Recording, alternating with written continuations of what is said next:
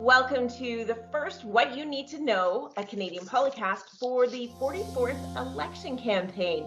I'm Alison Fair, a consultant here at Blue Sky Strategy Group, and I am happy to have my colleagues with me once again, Susan Smith, Neil Brody, and Cam Holstrom. Hello, everyone. Hey, Alison. Hello there.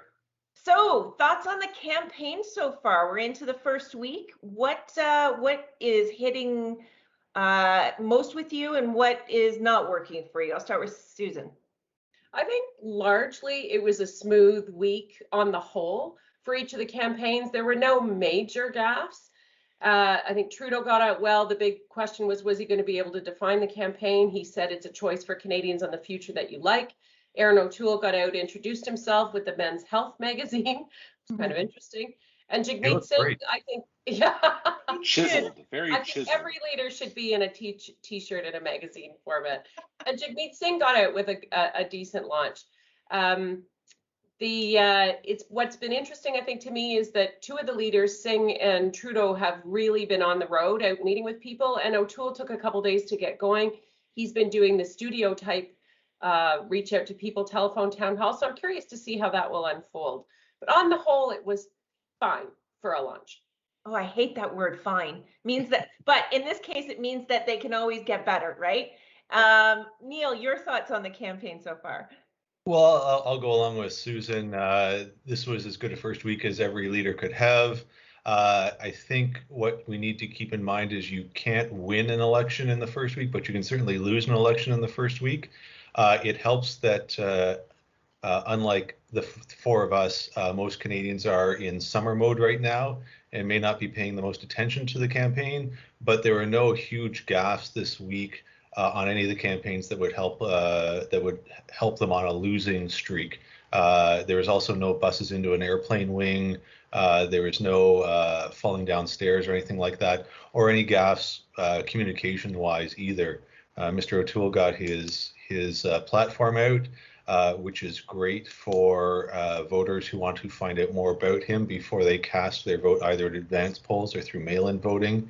Mr. Trudeau, slick commercials, slick produced events like we're used to seeing from him. And again, Mr. Singh, he's out there, he's enjoying a pop in the polls, and nobody did anything to lose this week, which I think most leaders would be happy about.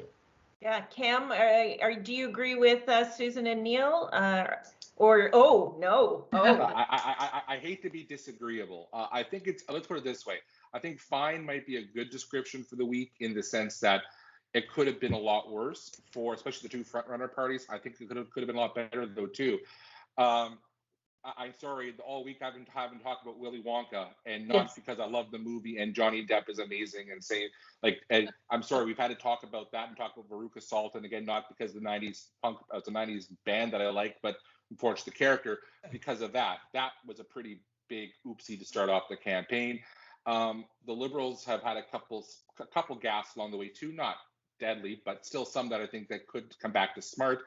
And I think that when you're looking at the start of the campaign, Neil can hit the nail on the head. You can't win the campaign in the first week, but you sure can lose it. No one lost it. And in that sense, that's a win. But I think that when you look at kind of just the mood of the campaign so far, I would say you look at the Liberal campaign, they're going along, it's okay, but I don't see a lot of joy and happiness, especially in the Prime Minister's last couple of days of touring. Mr. O'Toole seemed to be enjoying himself a little bit when he got out in front of the cameras eventually. And Jagmeet Singh, like you're seeing him and his lovely wife dancing on the tarmac and going to events and handing out ice cream, and you can see who's having the most fun campaign. I always say that's not a bad thing to look like you're enjoying yourself while you're on the campaign. I think the one thing, go ahead, Susan. So I think what's interesting is the issues that are emerging, Alison. I think Afghanistan is come into the conversation, and it's not what anybody anticipated. It's a challenge for the Prime Minister, but at the same time, it allows him to appear to be prime ministerial and show that he's governing in the course of this, walking and chewing gum at the same time, as I like to say. But we're seeing some wedge issues come out. The Liberals are trying to use the vaccination issue. I think it's working to a certain extent. They've declared that federal employees have to be vaccinated, that people have to get on, if they're getting on planes and trains, they need a vaccine. They're trying to push Mr. O'Toole on that front. Mr. Singh is of the same view, I think, largely as the Liberals on that. The other thing is they're pushing the abortion discussion and debate again. So this is a wedge the Liberals are pushing. The one conversation I do think that will continue to come back for people is affordability. The Liberals, in terms of healthcare, long-term care, investing in jobs for public and wages for public service workers. The Conservatives came out with a housing component of their platform. I forget what Jagmeet Singh came out with, but he's always talking about affordability. So I think that's a conversation you're going to have. The one thing I find interesting, because I did forget to mention this, is that this week in the first week of the campaign, we've seen 2 of the 3 major parties bring out their platforms early in the campaign, which we haven't really seen in a long time, which I think actually really matters in a campaign where, frankly, people could start asking for their mail-in ballot as of Sunday last week.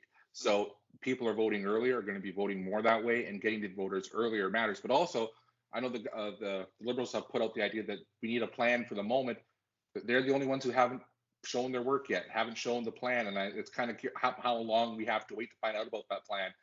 Kind of sends an interesting message. You know, if we have to wait another week to see a platform, I don't know how well that's going to go over when the other 2 parties have already kind of put it out there and said, well, hey, you said we needed a plan. Here's ours. Where's yours? Yeah. Neil, I want to go back to what Susan was talking about, these wedge issues. How much of a effect do they have on the campaigns? And do they really matter to voters, or do we just kind of, drown them out when it comes to the ballot box? Wedge issues are classic political rhetoric. You, as a party, you try and take your opponent's words or position and torque them to a certain degree to differentiate yourself from each other. So you combat it as a campaign. You combat it by doing what's called opposition research, and that's not the parliamentary opposition definition. That's just you research your opposition. Coca-Cola and Pepsi do it. Ford, GM, and whatever Chrysler is called these days do it. Political parties do it. So when Mr. Trudeau comes out and says vaccinations are mandatory, the Conservative Party immediately put up the notice that the Public Service had posted, saying, Mr. Trudeau's plan is exactly the same as our plan, and that's how you take the air out of a wedge issue. I think parties are getting better at defending against those right now. As more and more information goes online, you can dig up those little nuggets of contrary information from your opposition and put it out for Canadians to see, and then Canadians can make up their mind. Yeah, and so Cam, do they have an effect in terms of how, when you're on a campaign, I know you guys have all been part of campaigns, do they have effect on the planning? Like, you obviously go into this campaign, this is what I'm going to talk about day after day after day. But then these wedge issues come in that kind of sidetrack, and that's what the reporters tend to pick up on, not the messages that you're hoping to get out for that day for voters. What's your thoughts on that, on how it works in a campaign? It absolutely plays into the planning, which is why candidate vetting is so stringent for all the major parties now. They want to know everything ahead of time. So if it is something that's going to hit them, like a 2x4, they want to be ready for it. Most of them you are prepared for, because most of them you see coming, because most of them are, like, for the Conservatives, the abortion one's a good one. For the New Democrats, it's vote splitting. There's always something that you're going to get hit with time and time again. So you get used to preparing for that. You should prepare for it, and it's blatantly obvious if you're not prepared for it. See Andrew Scheer 2019. What's your stance on abortion? Keep people and noticed. You know what? That's something we can take. Our clients even can take, right? When they're dealing with various things, is always be prepared, right? It's a matter of controlling. They should be prepared. Controlling for what you can control. Yeah. Before we go, I want to get your thoughts. What are you guys all looking for on the campaign next week, Susan? I'm looking for the Prime Minister to make his way across the country. I know he's in the prairies trying to pick up some seats and pick up some votes and remind people why they voted for Liberals the last time. I'm also hoping that the Liberal platform comes out next week. I do think, but I'm not sure it's going to. I think it may hold, and they may hold it as long as Labor Day weekend. People are on summer vacation still, and the intense amount of scrutiny is not at its normal levels. But to Cam's point earlier, mail-in ballots are available. People understand and know that process. The one thing I'll put the marker on the table for, and the outcome of the campaign, the chief electoral officer was out this week saying they've got as many as 5 million mail-in ballots ready to go. That's what they think. Yeah. And they won't be counted till the polls close and those get opened up then. So it could be a couple of days in some cases for when we know the election results. I know, isn't Putting that out good? there. But Hard next, to fathom. next week, I'm hoping to see more substance, more meat on the bone from the Liberals on various policy initiatives. Great. Neil? Regardless of what the campaigns have planned in their daily planners for what's going to be their message of the day next week, I see Afghanistan remaining an issue. That's not going away anytime soon. And I hope there's good news coming out of there, but it doesn't look like it's going to be good news coming out of Afghanistan. So I expect that to be in the news, and each party leader is going to have to come out with some comment as that issue grows over the next week or 2 weeks. Other than that, I think next week is still a training school for all of the leaders and all of the candidates. The campaign doesn't really start until September 2nd, I think, is the TVA debates. And then the week after that, the 8th and 9th, I think, are the French language and English language debates. People are still on vacation. It's not Labor Day. Again, I go back to what I started off talking about. This is the time not to lose the election. So get through the next week and a half, and the real campaign will start after Labor Day. I'm reminded of the 2005-2006 election that ran through December, and it didn't really start until the day after New Year's. Yeah. So Cam, what are you looking for? Well, given that we're going into week 2 of a campaign, usually everyone has their campaign planned out a few weeks ahead, on your best case scenario. And what I'm looking forward to see who freaks out this week, who gets off plan A and starts flipping through for plan B through plan Z.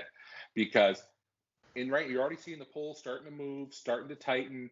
It's already starting to move off of somebody's track of where they hope this campaign would go. Yeah.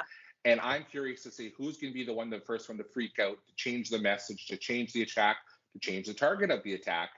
And that to me tells me about how they think the campaign is going, or what they're seeing from inside their campaign. Because right now it looks pretty good on the outside for a couple of the parties and all right for all three. But things are shifting, and if something does start to break, I think you'll start to see that pressure for a reaction, and that's what I always look for. Who's the first one to freak out?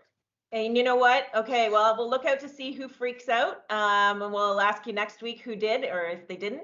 And I thank you guys, Susan, Neil, and Cam. I really appreciate you joining me today for this first one of the election campaign. Take care. Talk to you next week, everyone. Bye.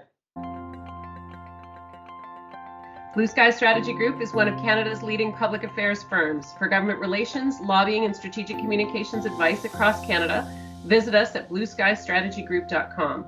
Blue Sky Strategy Group is a proud member of the Global Communications Alliance.